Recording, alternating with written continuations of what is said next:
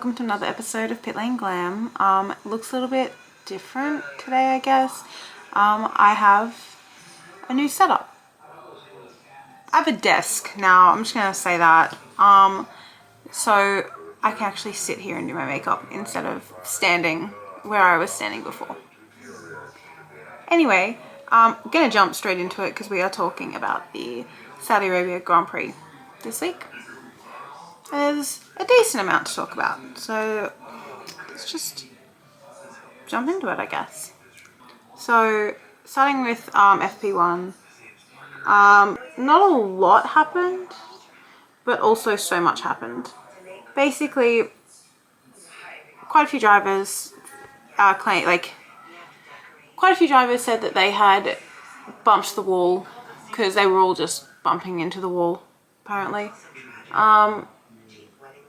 Oscar had the reverse problem that he had last week in Bahrain, and instead of not being able to get water through his drink system was actually leaking everywhere in his helmet. The reverse. He actually had water this week, just not the way he wanted it. And I think the only other thing that happened was Carlos Sainz reporting that he got stuck behind a slow-moving Ferrari, which did cause a little bit of trouble because it was actually quite dangerous where it was, and it shouldn't have been doing what it was doing. But hearing Carlos say what's wrong with that Ferrari, like hearing Carlos mad about the Ferrari healed something in me. I think he's no longer under the Ferrari spell. He is. I mean, he was all along. He's been all in for Williams, but it definitely heals something in me to hear him finally calling out Ferrari for the mistakes that they make, even though he's no longer in the team. Being able to be like, are they serious? Because yeah, they are, as much as everyone else wishes they weren't. They are serious about what they do. The biggest thing to happen in FP1 would have to be the top three results. In third, Charles Leclerc. So although one of the Ferraris was moving slow, Charles Leclerc was still able to pull a good enough time. P2, Lando Norris. Again, the McLarens are they're just fast, okay? And P1, shocking everyone, but also making me so proud. Pierre Gasly, in an Alpine. That Alpine went from being illegal to fast, question mark. Love to see it, love to see where it's gonna go. FP2 had a little bit more action, with Gabby Bortoleto unfortunately having to sit out due to, I think it was a fuel leak, the fuel line leak in his car. So he did not run FP2. Again, a lot of drivers reporting that they've touched the wall. Lance Stroll doing a very, very fast speed 360 spin. Unfortunately, almost at the end of the session, causing a red flag. Yuki Tsunoda did have a bit of a clip that sent him spiking into it was in a corner, and he had a clip over and it sent him barreling into the opposite wall. So it did absolutely make a mess, and it did red flag the session. But Yuki was okay, which is what we want to hear most. He was obviously just a little bit frustrated that it had happened, especially while he finds his feet in that team with everything that's gone on. Kind of the last thing you want. The top three for that session finished with Max Verstappen in third, Oscar Piastri in second, and Lando Norris topping the times once again in P1. FP3 had very little to report on, and I do mean very little. Nothing really happened other than Charles Leclerc almost shunting into a wall from a snap of oversteer. was able to keep it clean, save it, so nothing to worry about there. And yeah, other than that, Gabby Bortoletto got to do some runs after his fuel line issue the day before. And nothing else notable. Top 3 were George Russell in 3rd, Oscar Piastri in 2nd, and once again, Lando Norris in 1st. Then came qualifying.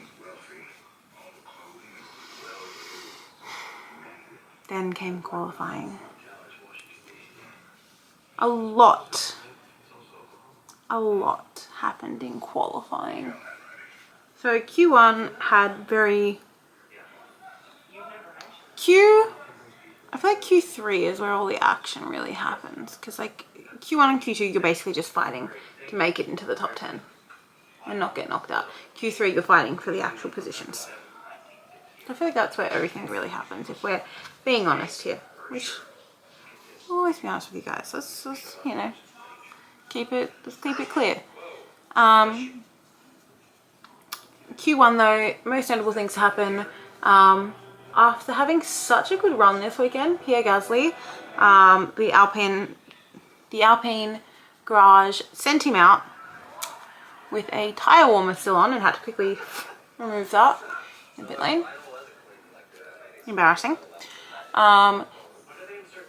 He did almost get knocked out from an unfortunate little spin, but he was able to make it and actually made it into the top 10 in Q1, to be clear, in Q1. So very, very impressive. He was able to keep it in the Alpine. Only other one was Charles Leclerc, who also almost sent it, but the Ferraris were still struggling a little bit, but did make it through. The first 5 out, 20 to 6, 15, 16, 20 to 16. Jesus Christ, math is not my strong suit. 20 to 16, knocked out. Gabby Bortoletto, S1 Ocon. Gabby Bortoletto did have he had a spin at turn 1, which is what kind of got him there. S1 Ocon, Nico Hülkenberg, Jack Doohan, and Lance Stroll. Lance Stroll is, I don't know what's going on, because when you watch him qualifying, it's like he's not even really trying over the last few weeks.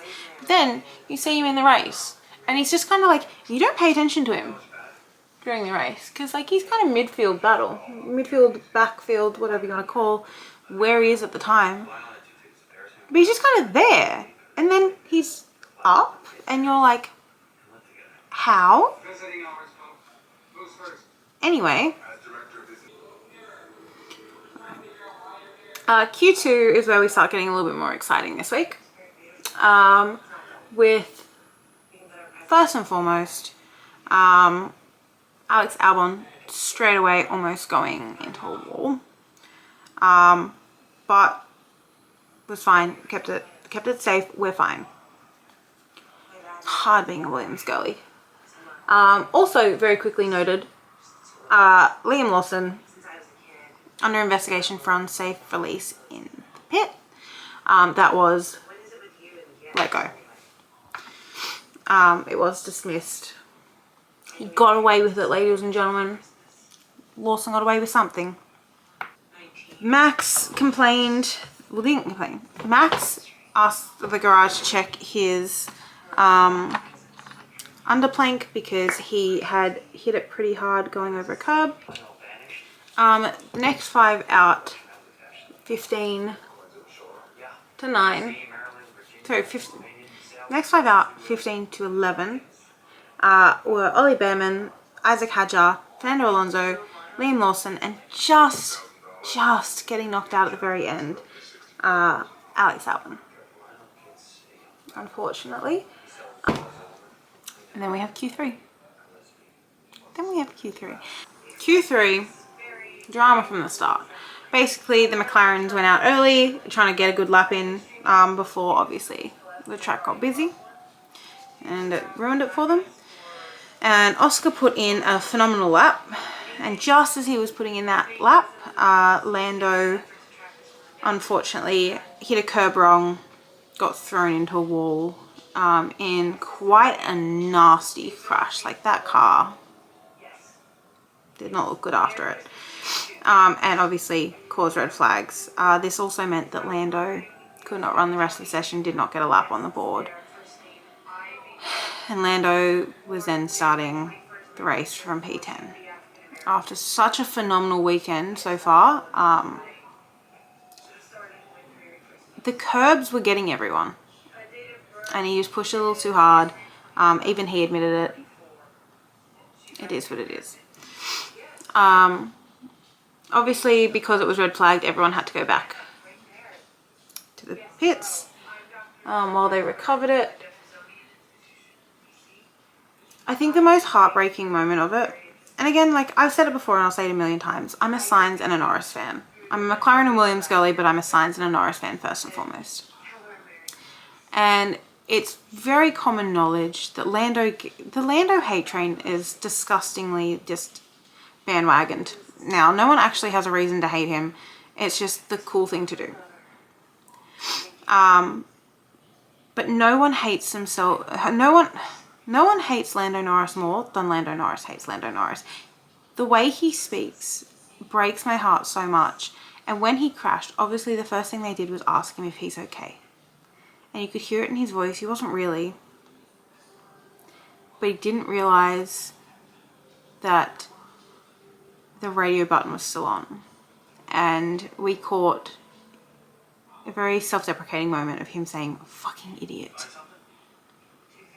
And I think that just made my heart drop, because it was a simple mistake that like they'd all been making all weekend, and he was just pushing a little too hard. And it happens. And because it happened, he blamed himself heavier than anyone else would. And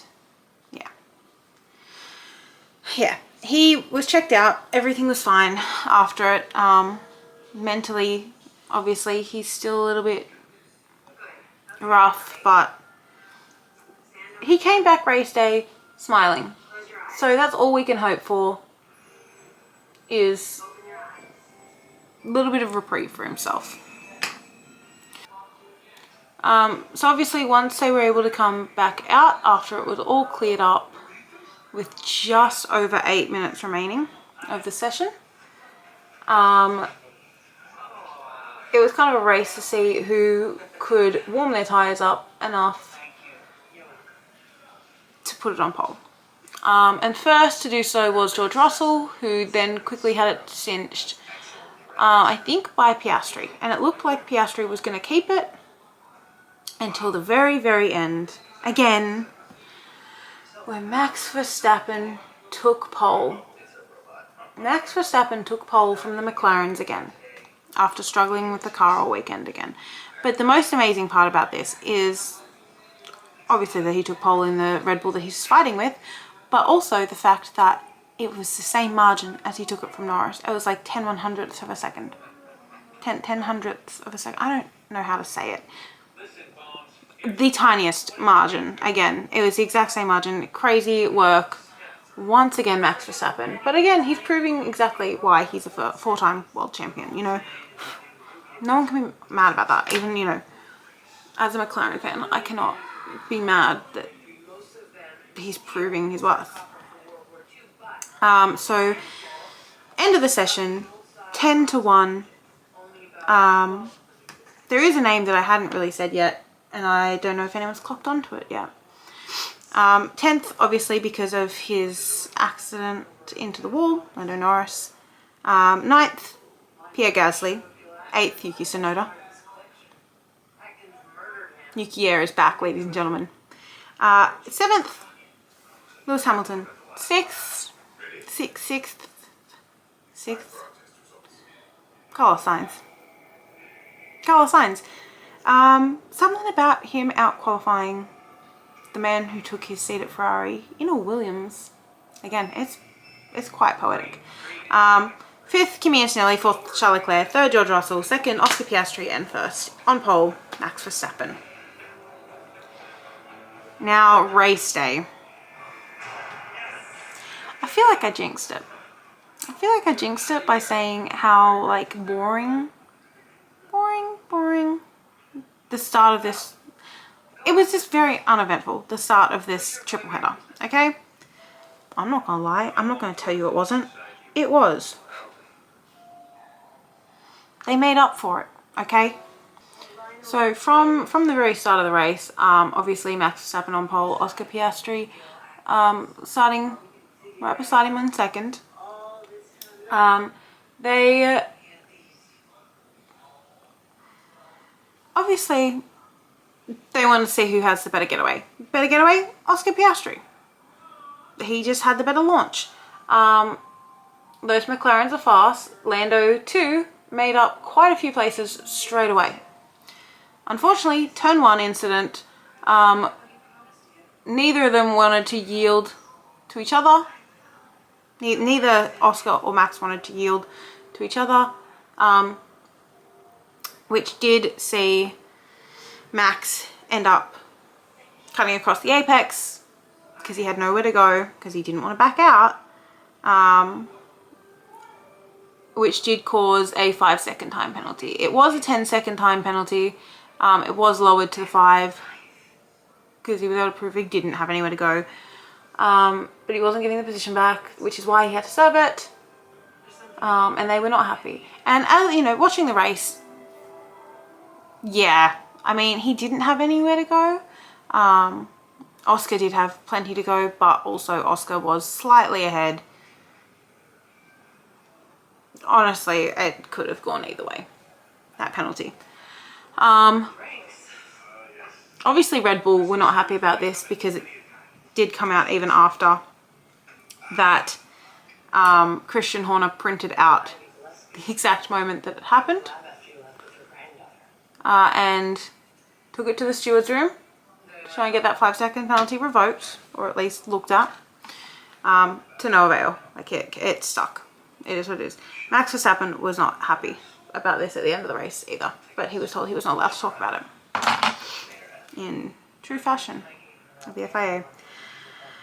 But further back in the pack, just after this happened as well, there was some more drama with, and I hate saying this, Pierre Gasly and Yuki Tsunoda. It was just a clip of a wheel and they both got sent tumbling into the walls because, again, the track of Jeddah is very unforgiving with space. It's very tight space. So obviously after that collision, saw Gasly out and a safety car brought out. Yuki was able to crawl back to the pits, but he did also then have to retire. So that saw Gasly and Tsunoda both out at the very start of the race, unfortunately. I hate that every time I'm not paying attention to like the viewfinder, it blurs. Like, girl, stop needing my attention. I'm trying to look in the mirror. So while the safety car was out, a lot of the drivers decided to use it to do a quick pit stop, change their tyres. Free pit stop. Great. Obviously, Max Verstappen served his penalty, not happy about it, complained about it. Piastri kept complaining, saying he literally, like, there was literally nowhere for me to go. He forced me into this. Like, he was never going to beat me into that corner. Here's what it was. Around, obviously, the safety car ended up coming in. Around lap 11, Alex Albon was notified by the team that there was potential overheating in his brakes, to which he responded, "Do you not see there's a car right behind me?" Because Hadjar was like on his tail. My favourite thing this year so far is Alex Albon's radios, because he is not taking anything from that team this year. He's telling them to wake up. He's telling them to wake up. And honestly, love Williams, they need to wake up because their pit stops need work at times, and their strategies definitely need work at times. And they've got 2 genius drivers on their team now. Use it to your advantage, guys. Come on. Sorry, I misspoke before. Max didn't serve his penalty during the basically free pit stop under the safety car. He served it later in the Grand Prix, right when Oscar did. Oscar had a bad pit stop as well. I think it was like a 3.2 3.2, 3.4 pit stop, and what the hell, McLaren. Obviously, yeah, Piastri had a bad pit stop. Verstappen had a penalty. It is what it is. Further back in the pack, a few laps later, Fernando Alonso tried to make a move on Gabby Bortoleto, which saw him squeeze into a wall, which then obviously asked Aston Martin to check his car. The funniest part about this is that he is actually Gabby Bortoleto's manager and was asked about it after the race of, oh, he goes, we'll see if he gets dinner tonight, like joking. Fernando did not take it very hard. It was a racing incident. It is what it is, you know. Charles Leclerc finally pitted around lap 30, leaving Lando Norris, I think, being the only one left to pit and leading the race shortly. He's out on hard tyres and he's really good at managing those tyres. So to go 30 odd laps was impressive. And it was only because he was in dirty air that he finally, like a few laps later, went, okay, like I'll pit. Like his tyres were actually fine. Pretty interesting. But it was not his choice to pit. It was not his choice to pit. Basically, Oscar Piastri was complaining about the dirty air in front after his pit stop. So McLaren forced Lando to pit. McLaren once again made Lando concede the lead of the race when he was actually building a good gap and doing very well. Anyway, a few other radio calls from Oscar during the race was about a flashing light around, I think, turn 10 from a balcony somewhere. I think there was a few more complaints out there. I was waiting to hear about the ant that sneezed on the track near turn 5 the day before and seeing if that was like throwing off the vibe. It was getting very annoying, basically. Again, McLaren fan, but he was whining about everything. It's not great. Charles Leclerc and George Russell had a bit of a tussle, and Charles Leclerc actually was able to get the overtake done very cleanly and give him the chance at the first podium he would have this season, which is impressive. Also, further back, once again, for another race weekend, Liam Lawson was handed a 10-second penalty. I don't know if anyone else remembers the 5-second penalty for Ocon meme that went around. It was just like constantly like Ocon getting penalties. Liam Lawson is the new Ocon. It's another 10-second penalty for Lawson. He's going to be finishing this season back in last season, basically, at this point, if it keeps going this way. I'll be back. I'm going to do my eyeliner. I'll be back. I got to do my eyeliner. So with about 10 laps to go, Lando was noted for being under investigation, a possible penalty for crossing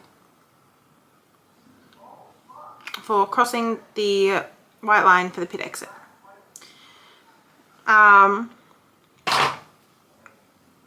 It was dismissed because he was in the clear, which did help him because obviously he was trying to climb up as far as he could. Piastri was leading with, I think, almost 3 seconds to Verstappen, but he did start complaining because he was being held up by Stroll and Bortoleto, obviously as he was trying to lap them. He did find a way past. He did lose time while trying to battle, but obviously so did Verstappen, so it was pretty safe.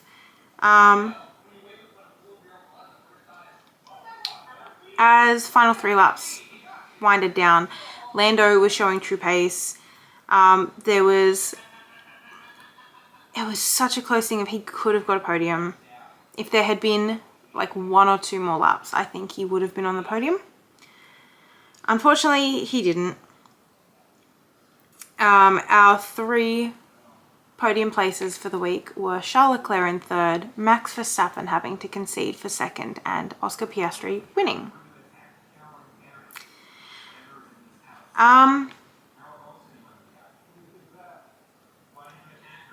This does change the championship standings. Oscar Piastri is now leading the Drivers' Championship. McLaren still leads the Constructors, but Oscar Piastri does lead the Drivers. This is the first time an Australian has led the championship since, I think, Mark Webber, if I remember correctly. I could be wrong. I don't think it could have been Daniel Ricciardo. It could have almost been Daniel Ricciardo. It was definitely Mark Webber.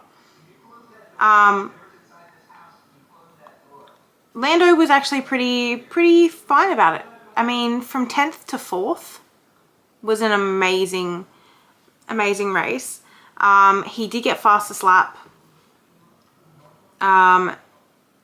Driver of the day was Max Verstappen, which, although it was a good drive, he did lose a place, whereas Lando had made up 6 places. So I don't actually know why Max Verstappen was voted driver of the day, but congrats anyway. I'm not going to complain.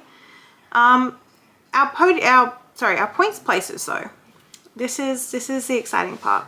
So in 10th, Isaac Hadjar. 9th, Alex Albon. 8th, Carlos Sainz. I'm going to stop right there for a second because double Williams points. Double Williams points. This is the best finish Williams has had.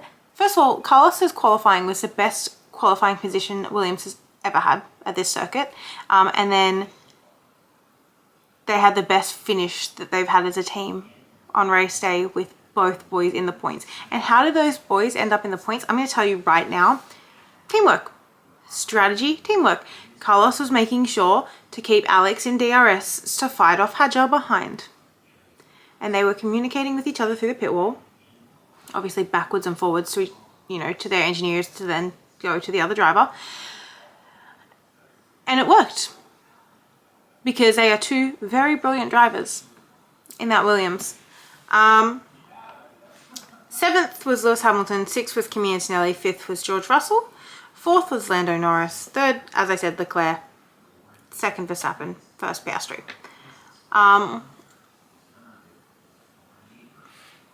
I think that's all I have to say. Max Verstappen, furious after the race. Oscar Piastri sounded the same as always. I think he's excited. I can never tell, I'll be honest. Lando, not so hard on himself after the race because he did run an amazing race. And both the Williams boys, ecstatic as well as the team. Because we got double points. We got double points, baby. That's how you know Carlos is comfortable in that car now. I love it. That is the end of Saudi Arabia. That is the end of the triple header. God, I'm so happy for a race break. Okay, when it's a break from racing, obviously I'm sad. But also, when we go through triple headers, I'm so tired by the end of it. I can't even imagine how the drivers feel. But like, it's nice. Just have a little breather for a week. And then we come back. And where do we come back? Next episode. Miami, baby. Welcome to Miami. This is the season of the best edits you will ever see on TikTok. All the Miami edits are glorious. This is when I go through my Will Smith phase of only listening to Miami again for an entire week or 2 because I get the little earworm in my brain and go, I have to listen to Miami a million times. And this also marks a year since 505, Lando Norris's maiden win in Miami. So, see you next week for Miami. Oh, I do this every week, don't I? Hold on. Getting up on the chair is now going to be the difficult part. So, this week's makeup. Oh my god, don't look at it too closely. Back up. I've just gone with a brown and orange look because, I don't know, when I think of Saudi Arabia and the track there, I think of sunsets for some reason. Don't ask me why, but I think of a warm sunset. Also, one of McLaren's biggest sponsors are from there. So I had to go with orange for the papaya win. And blue, obviously. I'm wearing blue for double points. I have nothing else to say. So, see you in Miami. Bye.